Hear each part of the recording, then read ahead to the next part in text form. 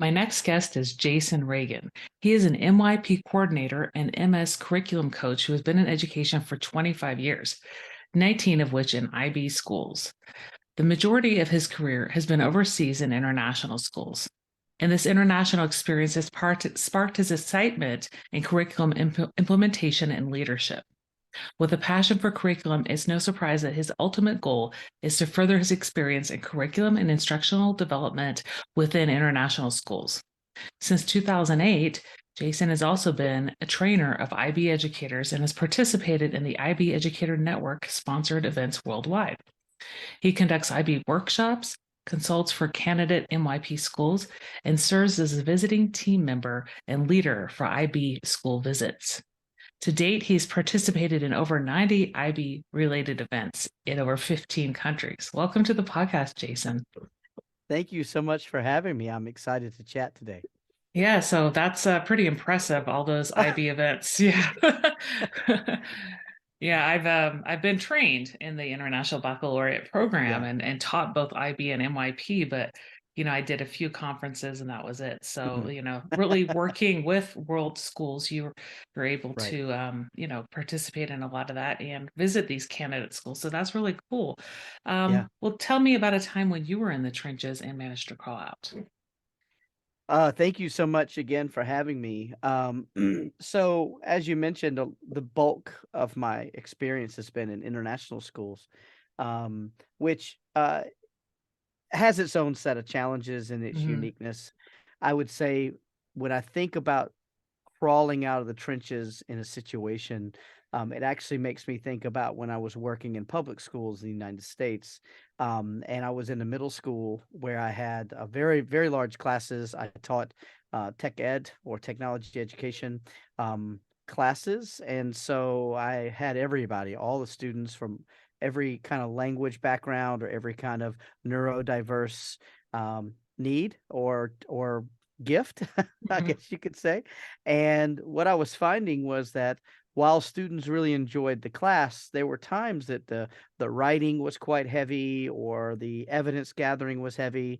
And I found that when students were challenged with that, they often then push their energy somewhere else, whether it was to not behave with the classroom norms or whatnot. And so what I decided to do at that point was to kind of shift my focus. Mhm. And with the evidence gathering, I started to allow, this was prior to students, lots of them having their own devices and whatnot.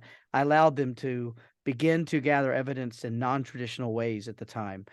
So in recording their own voice or in creating a skit or video, talking to them. Sounds crazy now, but this was many Mhm. years ago. And I allowed them to collect the evidence the way that they felt most comfortable doing. And it was amazing to see the difference in their response. Mhm. And so I was really lucky that in that time it worked. And so I kind of climbed out of a situation where I had a crowded classroom with lots of kids who really wanted to learn. And so I changed my approach so that I could meet as many of them as possible, while still keeping the integrity of what I was trying to do. So that would have been one of my times when I pulled myself out of the trench. Mhm. Mhm. Mhm. And that was something that you just kind of came up with on your own, was that something you had attended a It PD? was no, actually, it was just kind of trial and error, talking Mhm. to more experienced people in my school who Mhm. I really admired and respected. I found that we really kind of bonded over this idea of career and technical education in the group that I was in, and so I went to many of them who I noticed had a lot of really positive output in their classroom. And I said, Mhm. "What is it you're doing?" And they're like, "We're just allowing students to kind of respond the way that they feel most comfortable responding." Mhm. Mhm. And so sometimes it was just an interview with a student because they just felt comfortable giving the information orally or whatnot. So that's where I wasn't, I didn't create that idea. I Yeah. just was able to follow through listening to people who were much more experienced than I was at the time, and to learn from them on how to do or not do things. So it was quite good to learn from them, and I still employ that kind of mindset today. Yeah, and I think I did something very similar when I was teaching French in terms of using an app, which was more just a website at the time, called VoiceThread, right? And you can use that in Yeah, many subjects, right? yeah. Where they can record bits and pieces and it can be put together Mm, and they can respond to questions. So, and then I had the option where students were able to call my Google Voice number with mhm, responses to homework as mhm. well. So, yeah, a lot of kids will just record on their phones now, obviously. But yeah, pre all the apps, Free. there were still ways to do it. Yeah, there were ways to do it. That's right. People were Yeah, doing it. yeah. Well, tell me about your teaching internationally, how long you've been living in China, Mm, mm. and you said you were in Korea before that as well. Yep. I was, yeah. So, it's a really interesting kind of origin story because Mhm. I didn't start out to work overseas. I was happy to put my 30 or 40 years in a local school system and do my time. I don't mean it that way, but just sort of really set down roots and really be part of a community. When I started my first teaching job, I was in a high school in Atlanta, and the school was one that had gone through a lot of transition over a period of many years, and was a school that was quite affluent at one point, and then it was a school that went through a transition to be a lot of free and reduced lunch kids, and just a lot of transition families. And so what I found was I really loved what I was doing, but I found the paperwork and all the extra things that I don't guess they tell you in teacher college that you're gonna have to do just kinda overwhelm me, in a sense that I really wanted just to spend time being around students and just really spending time developing them and having a developmental kind of mindset and a Mhm. growth mindset with them. And I found I was just so inundated with having to turn in. At the time, we were still turning in, daily lesson plans on Monday for the whole week Yeah. and those kinds of things. And while I was prepared to do it, I just found I was just working so much after school and whatnot. And I thought there's no way I can sustain this over a multiple decade kind of career. I just Yeah. can't do this. And so one day when had particularly a hard day, I was driving home listening to the radio, and I heard an ad on NPR to come teach English in China. Okay. And at the time, China was going through an opening up, so to speak, of Mhm. outside Western influence.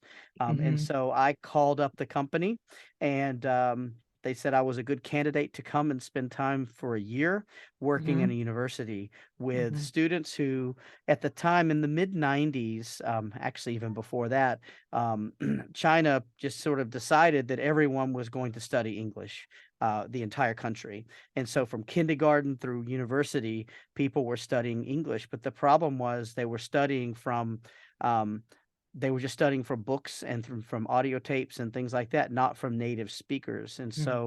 so, practice doesn't always make perfect; it makes permanent.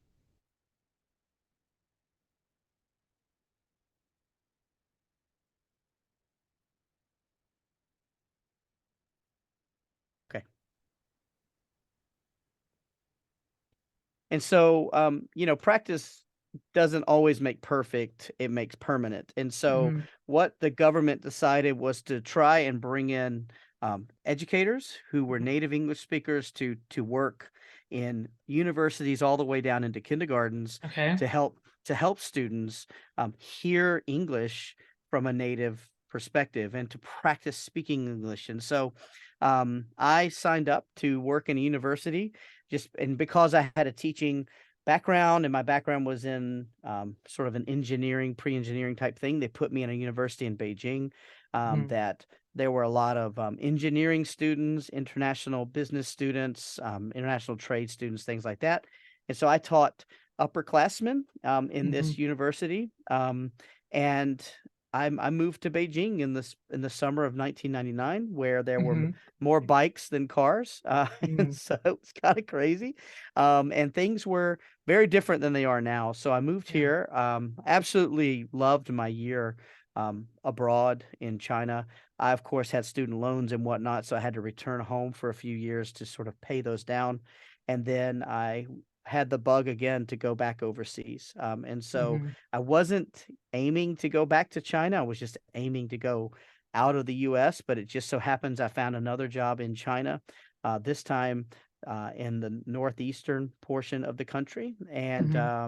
when I arrived, I was given a tour of this school I was working at, and I saw this lady in the staff room, and I was instantly smitten. And that was who I ended up marrying. It's been Mhm. 20, almost 21 years we've been married, two kids. And so she's an English, it was an English teacher, but she's from China. And Mhm. so that was sort of where the connection started. But right after we got married, SARS hit, and everybody Mhm. was freaking out about SARS, which Yeah. kind of sounds funny now. But at the Mhm. Mhm. time, people were quarantined and all these things were happening. So all these international teachers left Mhm. because they were really worried because a lot of them were older. A lot of them were doing this in their retirement years Mhm. because they were unattached to family and that kind of thing. So they left because they were worried about getting this SARS thing. And so openings were coming up very late in the recruitment cycle. So my wife and I were lucky enough to get positions in international IB school. And Mhm. that's where my IB journey started was in 2003 when we got that job. Mhm. And so we were there. It's in a city just west of Shanghai called Mhm. Suzhou, and Suzhou is one of those places that you see pictures of where there's these canals that run through the middle of the town and houses kind of hanging off these docks, like a Mhm. little looks like an eastern version of Venice. And so Mhm. there's all these like little boats and stuff. Now the whole city's not that way; it's just one an area. Mhm. But we lived there for 4 years and decided we really wanted to start our family, Mhm. and so we moved back to the United States to my home state of Georgia, and we lived there for a couple years and had our first son. And not long after he was born, I had an opportunity to go work in Bermuda. So I worked to an IB school in Bermuda for a year, which was a really great experience for me to see another international form of education. Mhm. Um, and Bermuda is very similar to the UK or the US, and so Mhm. it was different to see an international school in that setting. It was great. I enjoyed my time there. We then moved back to the US for a few more years and had our second son.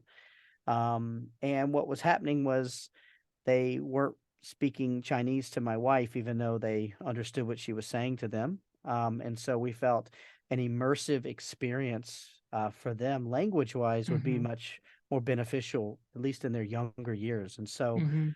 before my first son started kindergarten, we moved back to China. Mhm. And we were here for 4 years. They started schooling and whatnot.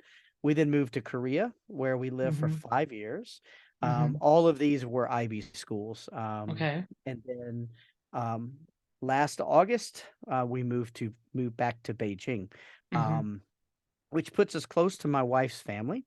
But also, it kind of is full circle in my in my journey overseas as I started my international journey in Beijing, and now as I'm kind of on the tail end of my career, it's fun to be back in the place where everything kind of started. It's very different now, of course.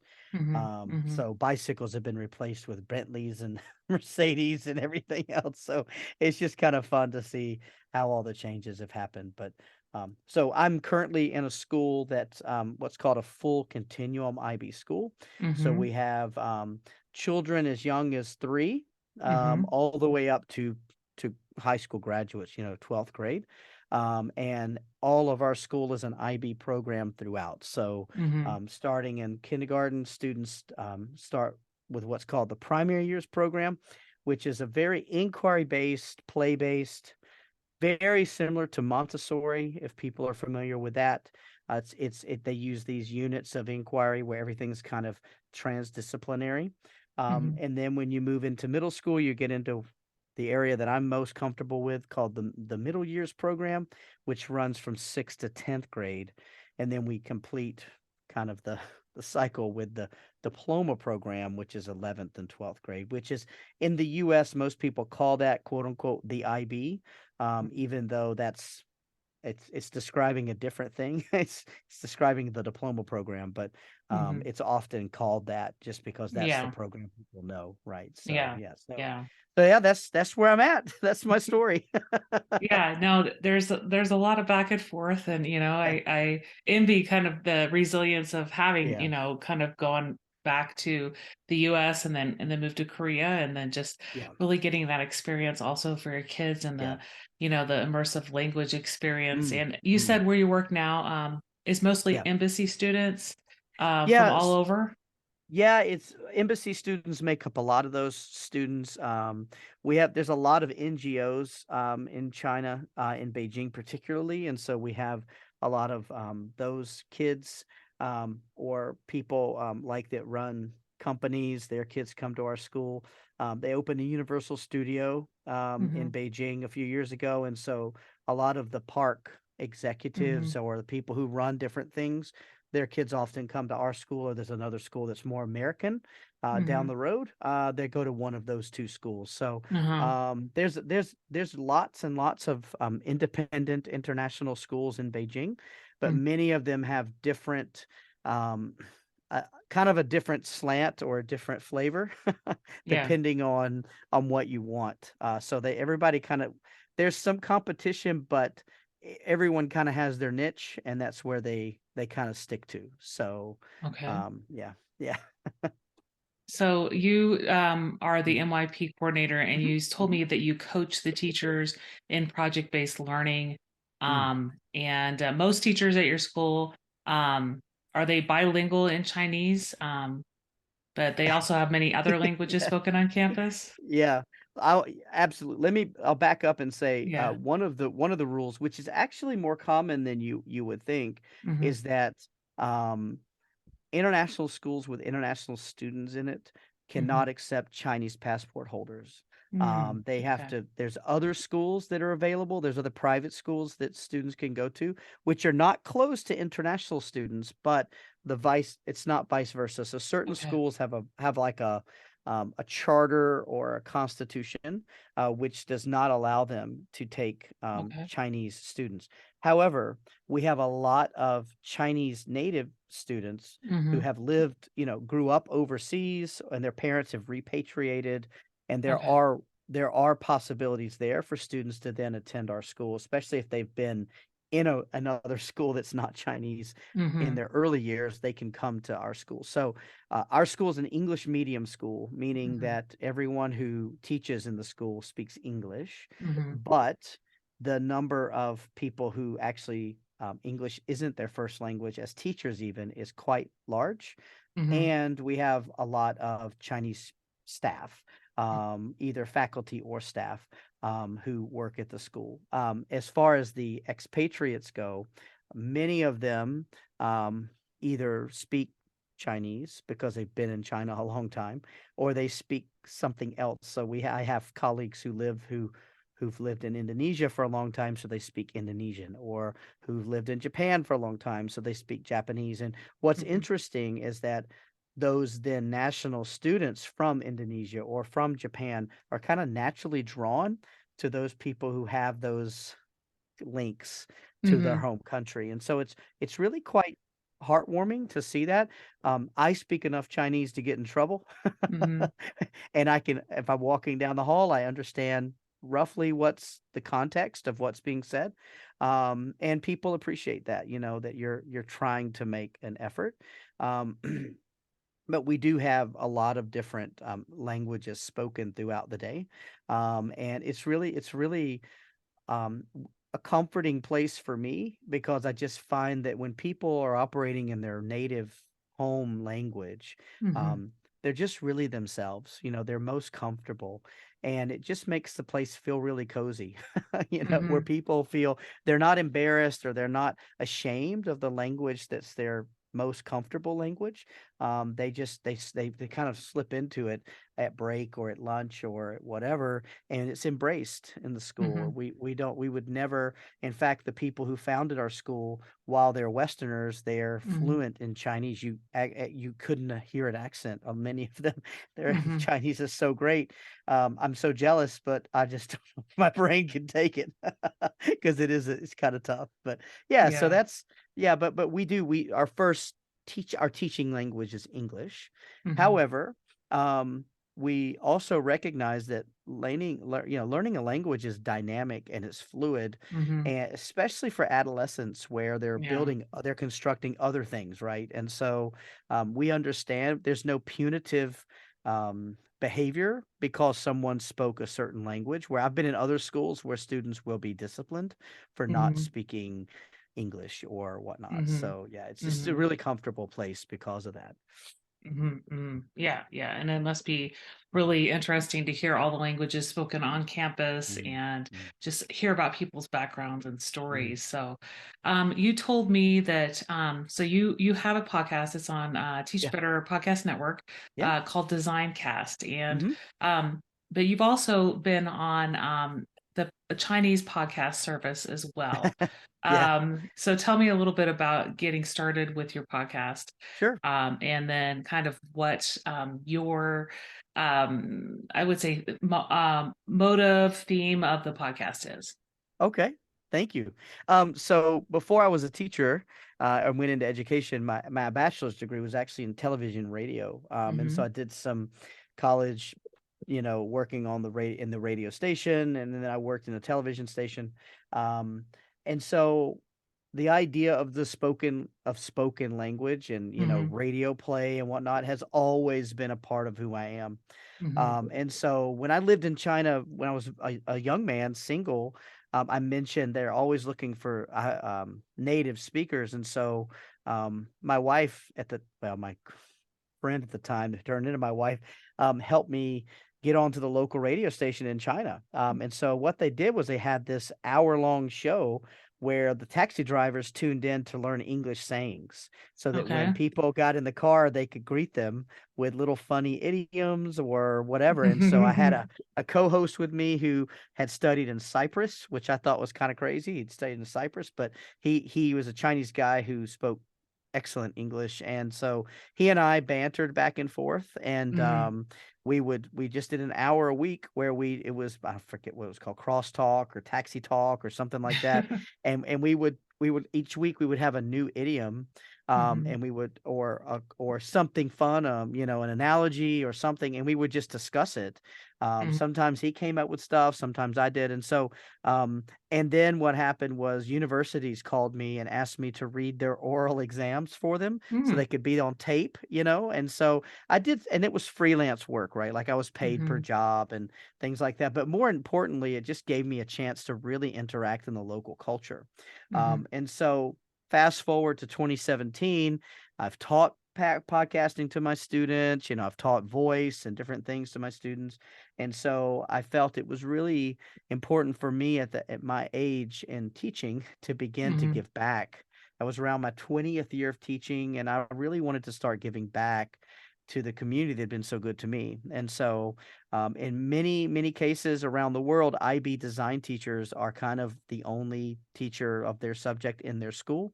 And Hmm. so there's not a lot of collaboration and collegialism, right? And so what I did was I started by just going through and talking about just a normal day in my classroom or Hmm. just the way I do this kind of assessment or whatever.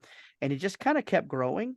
But then when COVID hit, it became a way for me to really stay connected to Hmm. people. And so the Yeah. theme of my podcast is this connective design or STEAM or STEM educator network. And so I try to have guests on who have some connection to that, but it's grown even bigger than that in the last Hmm. year or so. But during COVID, it was about finding people who I felt I admired or I wanted to talk to, and they were a captive audience because they weren't going anywhere. Nobody was traveling. And so it was just a really great way to do that. And so now my podcast is kind of evolved into more of just a conversation with an interesting person who may or may not be an educator, but the things they have to share can easily translate into an organization or into a school or Mhm. into a classroom. And so that's kind of where the background is. I've had some people on who were educators who now work for Adobe, or Mhm. people who are also podcasters who do a lot with ed tech or things like that. So that's kind of where I have it's evolved to. Mhm. Um, I love doing it. I've just, I've slowed down because everybody's busy now, right? It's a little harder to come sometimes get these things. And as you know, the time zone's Mhm. a little funky to try to find Mhm. people. Especially if I'm talking to someone in Europe, it means it's going to be either, mid-afternoon and morning for them, or it's going to be evening for me and afternoon. There's always I have to think through. My world clock is always open on my computer because then I know where everybody is I'm talking to. But it's been great. I hope to get a chance to meet some of these people that I've had a chance to interview over the years that I feel close to. I feel like they're friends of mine now and Mhm. colleagues, and I would love to be able to go and have a latte with them somewhere or something, just to kind of just thank them for their time and for their inspiration that they've given to me. So yeah, that's kind of what that was all about. And it's just been my creative outlet during a time that everybody struggled to find some purpose and meaning, I guess you could say. Mhm. Mhm. So did you start it in 2017 and then you kind of Uh, picked up interviewing a lot in 2020? yeah, that so I started in 2017, and then I was releasing maybe one episode every 6 months or Okay. something. Like, it was not consistent at all. It was just when I had time. And I went a year one time without doing one because I was just busy. And at the time, as you've been doing this a long time too, so you remember the good old days where we had to do, make all these. You had to host the all the all the tracks had to be hosted somewhere, and Mhm. then you Mhm. had to do all these other things. And so then, great services have come along where it's kind of all in-house, which is great. So it makes the independent podcaster, it makes it a lot easier for them now. Yeah. Even YouTube, right, has got a whole podcast thing now. So I mean, I think it's much easier now, which is great because it just before in 2017, 2018, the technology hadn't caught up with what our Mhm. vision was. And so it just took me a long time to kind of get things together. Mhm. But now it's much smoother and easier to Yeah. do. Thanks, AI. And so not only is your podcast on the Teach Better Podcast Mm, Network, but mm. you're also on the Codebreaker Podcast Network. Yeah. And so you've done some Twitter chats for Mhm, Codebreaker. mhm. Do you have ideas for a book, perhaps? You were talking about maybe eventually Yeah. writing a book maybe for Codebreaker. Yeah, I mean, I'd love to talk to them more about that. I get asked a lot, either through Hmm. connections on LinkedIn or Twitter or whatever, to share my experience and expertise in starting innovation type Hmm. spaces, whether Okay. it's a maker space or Steam Center or whatever. And so I was in the process of writing something, been kind of picking at like my podcast, right? I was just kind of picking at it. Every time I had Hmm. a moment, I would just write a little something down. Um, and then I thought, you know what? It might be easier if I create like an online course where Okay. people can go and access and interact with it a bit more, where I can video myself talking about different aspects of things. So I'm working on, I think, creating maybe more of like an online course where people can go and interact and kind of do some crowdsourcing and hive Hmm. mind kind of thing about it, because I don't want to necessarily, I'm not trying to capitalize from my knowledge. I want to share it, but I want to share Hmm. it appropriately to where it's my time is valuable, just like your time is valuable. And I want to make sure that I'm not looking for the compensation of that, but I don't want to also have my time wasted by having to say the Sure. same thing 500 times, right? So if I have a place where I can answer the common questions or talk about the common things, then I can work side by side with a group or a company or a school to say, let's take this to the next step. Because equipment comes and goes, but philosophy is what you need to think about when you're looking at how these innovation spaces work. And so I want to get into that kind of stuff. And so if I do, I was thinking of then taking what I learned through the online course and putting it into like a book kind of Hmm. thing Hmm. where people could access it if that's how they prefer to consume content, that might Yeah. be a better way to do that. So Yeah, that's to be seen in the next to few be seen. years. Yes. Yeah. Cool. Yeah. Totally. And you do have speaking engagements. You said you usually Yeah. do IB trainings throughout Mhm. China. Okay. Yeah. Yeah, it's actually all over Asia. Mhm. And I've gotten into Middle East and Europe a few times as well, Mhm. but um travel is picked up since March in China. We're able to Mhm. kind of come and go without there being too much disruption to travel. The Mhm. issue is still the flights are still not available like they used to be, but it's the traffic is building up. It's slowly ramping up, and I'm seeing a lot more air traffic. So I'm hoping to start getting out next school year a lot more. Going Mhm. back into schools. I've been doing a lot of remote consulting and remote speaking and Mhm. doing webinars and things, but I'm ready to get back because I like just being in the room with new Mhm. faces and new people and just kind of jamming out. I think that's probably the most magical part of what I do. So I'm anxious to do that, start doing that Yeah. again. Yeah, yeah. No, it's something we started doing a lot after, I would say the end of 21, right? Now Mm, mm. finally they opened up China, but It's yeah, finally opening up. it's Yeah. still like you got to wait a little bit till it's kind of Yeah. uh, a regular thing that you're able to Yeah. travel to schools and all that. Well, we've Yeah. had a great conversation today about Thank your you. background, Yeah. about your innovation and things Mm, that you, are doing to produce mm, content with your podcast, how you got mhm. started with the radio talk, and just how, your outlook is on teaching. Out of Yeah. everything we talked about, Mm, tell me one thing that you'd like listeners to remember. sure. Wow. I think are you looking for words of wisdom or are you looking for just whatever? But I think that if I talk to a lot of people who say to me, "Oh man, I would love to work overseas Hmm. sometime, or I would Hmm. love to work internationally." Um, it's not nearly as frightening and scary as you might think. It's a lot easier to do than you might think. And Hmm. what's nice about it is you can do 2 years and then go home if you wanted to. Like you don't, in many cases, they'll take some certain countries have age restrictions on visas for work reasons, but there are countries that don't. And so I think if you've got sort of the bug to try this thing out, um, I've made a career from it, and I absolutely would not have it any other way. And it's non-negotiable that my kids are in international school at this point, because I can't imagine what it would be like for them in a public school at this point, having had this kind of experience. And so I Hmm. think that if anyone's ever hesitant, don't be hesitant. Get out and try it. Um, we've just lived through a really traumatic time as a people group, and I think it's time to start living again. And so if you're interested, that's I would jump on it, man. It's a great way to experience and see things and experience a new way of doing things. So that would be Hmm. my my words of wisdom, I guess you could say. Well, if people are interested in hearing Mm. about kind of how to get into international teaching, or just want to connect with you about your Yeah. podcast, where can they find you online?